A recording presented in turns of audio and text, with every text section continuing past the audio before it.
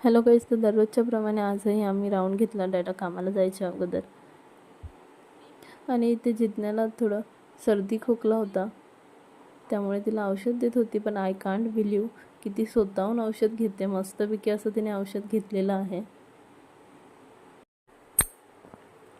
दुपारून साववाने मी थोडीशी मस्ती केली आणि संध्याकाळी आम्ही मस्त असं रेनकोट घालून पावसात फिरायला निघालो होतो.